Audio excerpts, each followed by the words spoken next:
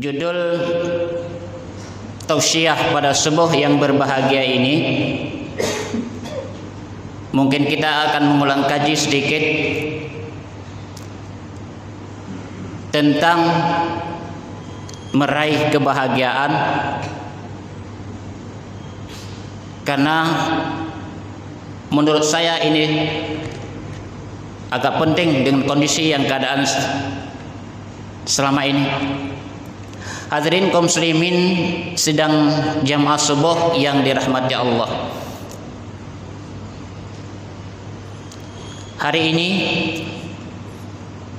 banyak di antara kita berlomba-lomba mencari harta, mencari uang, karena kita anggap di situ ada sedikit kebahagiaan.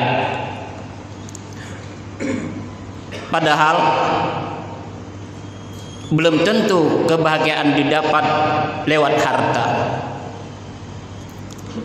Adolf Bakri, seorang miliarder yang sangat kaya di Jerman, orang menganggap bahwa beliaulah yang sangat bahagia di dunia. Beliau bisa pergi ke manapun yang dia mau dan bisa beli apa yang dia suka. Tapi apa yang terjadi? Di akhir hayat beliau mati dengan cara menabrak dirinya dengan gerbong kereta api. Di balik kebahagiaan, di balik harta yang dia miliki, ternyata tersimpan berbagai macam problema hidup yang pada akhirnya beliau mati dengan cara bunuh diri. Harta pun tidak menjamin seseorang itu bisa bahagia. Hari ini kita mungkin berlomba-lomba untuk meraih jabatan, sampai-sampai kita menghalalkan segala cara, dengan cara sikut kiri sikut kanan, menjilat yang di atas, menginjak yang di bawah, berbohong ke sini, menipu ke sana untuk meraih sebuah jabatan, karena kita anggap di balik jabatan tersimpan sedikit kebahagiaan. Padahal jabatan pun tidak menjamin seseorang itu bahagia. Perdana Menteri UNO, dia seorang perdana menteri yang jabatan yang sangat besar di Jepang. Orang menganggap dialah yang sangat bahagia. Pergi kemanapun disambut dan tidur di hotel mewah. Tapi apa yang terjadi? Di akhir hayat beliau juga beliau mati dengan cara menembak kepalanya dengan pistol pribadinya. Di balik jabatan yang megah, ternyata tersimpan juga berbagai macam persoalan hidup yang pada akhirnya beliau mati dengan cara bunuh diri. Jabatan pun tidak menjamin seseorang itu bisa bahagia. Hari ini banyak yang berlomba-lomba agar menjadi terkenal, ketenaran, karena dianggap kalau sudah terkenal itu sudah senang. Padahal itu juga belum tentu. Siapa yang gak kenal yang namanya Michael Jackson, seorang artis Hollywood yang sangat terkenal di dunia di era 90-an. Kemanapun dia pergi, para gadis histeris sampai pingsan hanya untuk berjabat tangan dengan beliau. Tapi apa yang terjadi? Di akhir hayat beliau juga mati dengan cara overdosis di sebuah hotel, obat penenang. Ternyata di balik kekayaan beliau juga belum mendapatkan ketenangan dalam hidup.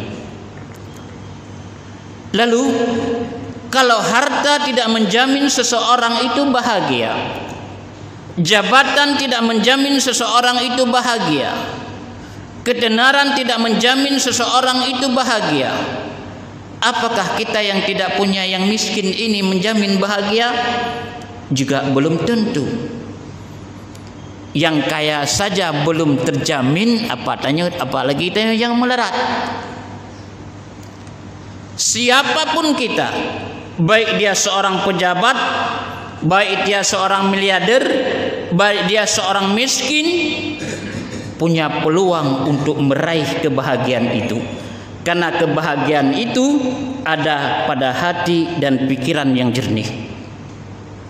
Lalu bagaimana untuk meraih itu? Para ulama memberikan trik.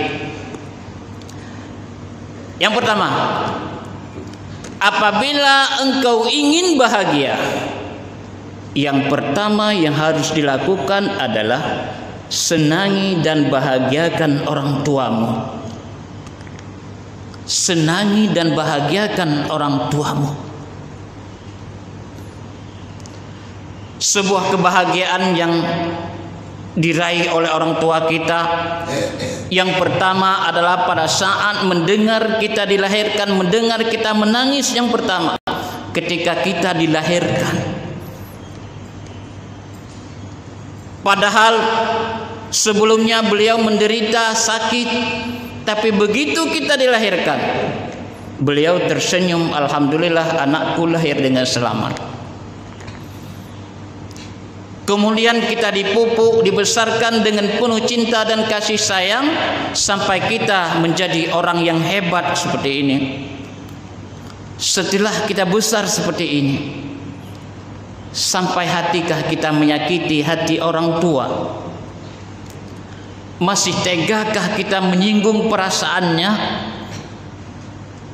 Atau sampai hari ini masih membiarkan orang tua kita menderita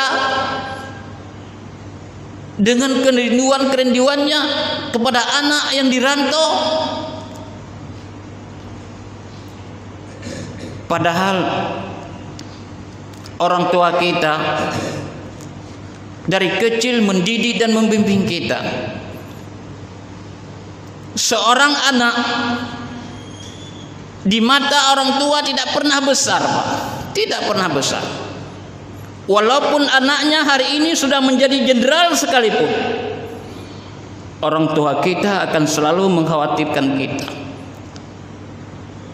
Tiap malam lewat doanya beliau berkata, ya Allah, lindungi anakku dan keluarganya di rantau, ya Allah. Kalimat-kalimat ini yang selalu terucap dari bibir mereka. Tapi sementara kita yang jauh sering melupakan, tidak mengopen. Pada hari ini sudah dimasuk dalam era 4.0, 4.0. Semua sudah serba digital. Urangnya nak bergabar urang cik lewat live, lewat HP, lewat WA. Tapi ini tidak dilakukan. Tidak kita lakukan. Pantaskan hari ini, mungkin pantas hari ini kita mencari uang di mana-mana sulit. Dengan istri kita berantam terus, pangkat sulit naik, dikarenakan kita membiarkan orang tua menderita dengan kerinduan-kerinduan kepada kita, sementara kita sebagai anak tidak pernah mengopen. Banyak ayat-ayat yang Allah jelaskan di dalam Al-Quran tentang berbakti kepada orang tua. Salah satunya terdapat dalam surah Al-Isra, wa qadha rabbuka alla ta'budu illa iyyah wa bil walidaini ihsana. Dan Allah telah menetapkan jangan menyembah selain Allah dan berbuat baik kepada kedua orang tuamu. Begitu tinggi posisi orang tua kita, sampai-sampai Allah merangkaikan jangan menyembah selain Allah dan berbuat baik kepada kedua orang tuamu. Allah, orang tuamu. Imma yabluggal kibara ahaduma au kilahuma fala taqul lahumā uff. Apabila salah satu di antara mereka telah renta di dalam mendidikmu atau kedua-duanya, jangan sekali-kali mengatakan kepada mereka. Wala tanharhuma, atau membentak mereka. Wa qul lahumā qawlan karīmā, dan bertutur katalah dengan lembut. Waqfir lahumā janāha dzulli minar rahmah, rendahkan dirimu dengan penuh kasih sayang. Wa qur rabbirhamhumā kamā rabbayānī shaghīrā, dan katakan, ya Allah, sayangilah orang tuaku sebagaimana mereka kasih sayang padaku waktu aku kecil. Kita semua pernah menjadi anak kecil, Pak, dan hari ini sudah memiliki anak kecil. Bagaimana cinta dan sayangnya orang tua kepada anak, apalagi kasih sayang seorang ibu kepada anak. Ibu kita tidak pernah tidur malam nyenyak, tidak pernah nyenyak tidur malam, hanya untuk menidurkan kita. Tengah malam ayunan goyang sedikit, ibu kita terbangun. Dia periksa selimut agar anaknya tidak digigit nyamuk. Kemudian pada saat kita masih kecil, masa-masa sekolah, ibu kita terbangun lebih awal. Dia siapkan makanan, hidangan di atas meja makan. Siapa yang telah menyiapkan hidangan di atas meja makan? Ibu kita. Ibu kita, Pak. Kemudian pada saat kita diantar ke sekolah, orang tua kita tidak langsung membalikkan motornya, putar Honda langsung Jawa, tidak.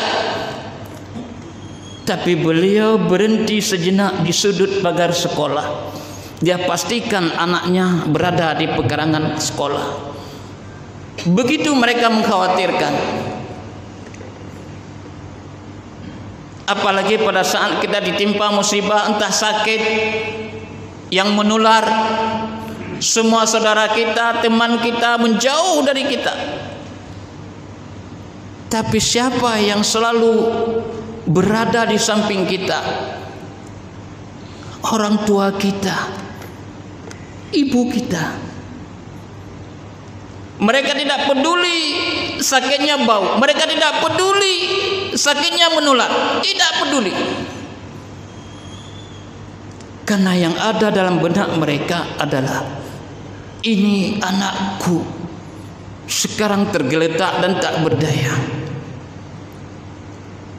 Bahkan ketika selang dimasukkan ke hidung, ibunda kita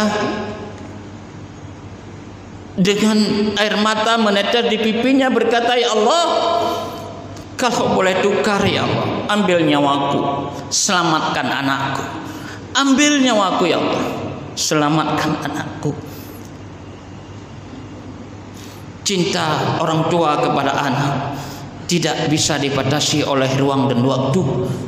Sampai kapanpun dan dimanapun kita berada, nama kita akan selalu berada di dalam doanya. Hadirin kaum muslimin sedang jamaah subuh yang dirahmati Allah. Ini pertama, engkau bahagia, senangilah orang tuamu. Yang kedua, bila kita ingin bahagia, senangi dan kurangi penderitaan saudaramu. Hari ini kita mungkin bahagia, senang, berada di daerah yang aman, bisa pergi kemanapun yang kita mau, bisa sholat subuh dimanapun yang kita suka. Bahkan seorang istri hari ini merelakan suaminya bekerja di luar kota, di luar daerah, dengan harapan nantinya suami kita bisa pulang kembali dengan selamat, dengan membawa setumpuk uang, bisa ganti mobil baru. Harapan istri diijabah oleh Allah dan kembali suaminya bawa uang banyak. Tapi bagaimana saudara kita hari ini di Palestina? Bagaimana saudara kita hari ini di Palestina? Seorang suami kadang-kadang dia maju ke medan tempur, ke medan perang, dihadapkan oleh pilihan yang sulit. Di satu sisi dia mempertahankan Masjid Al-Aqsa, mempertahankan kehormatan umat Islam di seluruh dunia.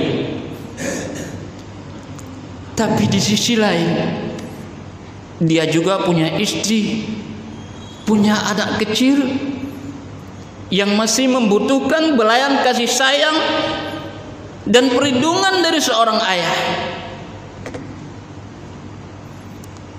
Tapi karena semangat jihad telah tertanam di hati mereka, mereka tidak peduli itu. Bahkan mereka langsung ke penjaduan. Dia curhat kepada Allah, ya Allah, hari ini saya maju di medan tempur. Kalau hari ini saya syahid, aku titipkan anak dan istri padamu. Kadang-kadang kalimat yang sama juga mereka ucapkan kepada anakku. Hari ini ayah berjuang dengan harapan ayah bisa kembali bersama kalian. Tapi kalau ayah syahid, relakan anakku. Jangan engkau cari di mana kuburnya. Setelah suaminya berangkat, apakah di rumah masih aman? Tidak. Seorang ibu setiap malam memakai pakaian terbaiknya kepada anak-anak mereka. Kalau seandainya malam ini ada rudal yang menghancur dan memperondakan rumahnya, mereka sudah siap dengan pakaian terbaiknya, terkubur dengan pakaian terbaiknya. Perasaan ini yang selalu dialami oleh saudara kita. Bahkan seorang wartawan bertanya kepada anak-anak di sana, "Hai anak, kalau hari ini saya berikan uang, apa yang ingin engkau belikan, nak?" Sebuah jawaban yang keluar dari mulut yang polos, yang menyayat hati para wartawan. Apa jawabannya? Kalau ada uang hari ini saya membeli makanan, karena saya dan adik-adik saya belum makan. Ini sebuah kalimat jawaban yang keluar dari anak yang jujur dan polos. Saya mau makanan, adik saya belum makan. Hari ini anak kita sibuk dengan gonta-ganti HP baru, tapi anak di sana butuh makan. Oleh karena demikian, di kesempatan yang singkat ini, saya mengajak kepada kita semua, para ibu-ibu yang punya HP baru, jual satu, HP 2, punya HP 2 jual satu, sumbangkan kepada anak-anak yang di sana. Kecil bagi Allah untuk menghancurkan kaum Yahudi, seperti Allah telah menghancurkan kaum Nabi Lut, menenggelamkan kaum Nabi Nuh. Kecil bagi Allah. Tapi hari ini Allah sedang menguji kualitas iman kita. Apakah hari ini kita masih mencintai, menyayangi saudara kita seperti kita mencintai kita sendiri, atau kita membiarkan saudara kita hidup dalam penderitaan? Oleh karena demikian, sekali lagi, kalau kita punya uang, sumbangkan. Ini yang kedua. Yang ketiga, kalau kamu ingin bahagia, perbanyaklah membaca Al-Quran.